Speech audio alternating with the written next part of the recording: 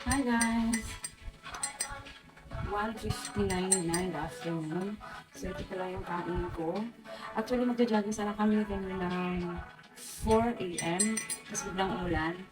Naghihintay ko until 5 a.m. na tumila pero unfortunately homework pa rin. Kaya natulog na lang ako. So nagising ako ng 11, aka 11:30. So pero hindi pa rin ako. Bumangon ako ng 12:30.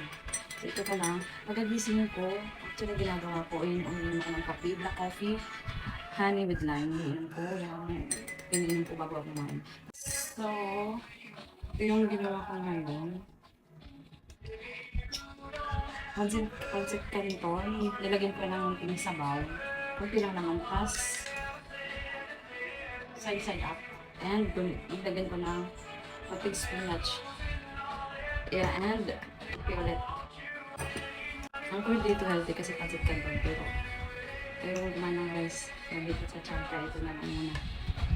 Kasi pag nagkakape na ako, alam mo yung kape na ko, alam mo yung kape na Nescafe, yung naka-stick lang. Pero dalawang ginagamit ko noon.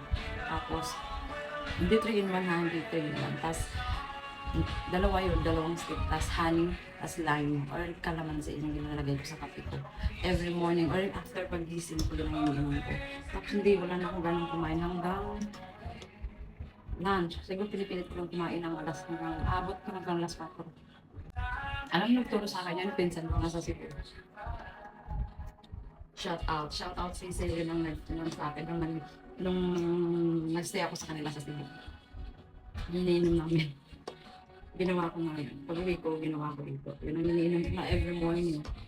Pero, just umad na. Yes? Paano itong katan mo? Hi. Hi. Yes. Hi. Hi. Pero guys, promise effective yung coffee. Nilagyan ko ng honey and lime. Nawawalan ako ng ganong kain. Promise. Pero inaano pa rin, nagja-jogging pa rin ako. As much as possible para mabalance na lang. Ngayon, kanina lang naka-jogging, so nag-jogging ako mamaya sa hapon.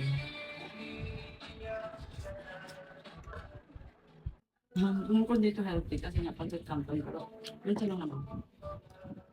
May protein naman eh. Tsaka may spinach. May gulay pa rin yun. Yes!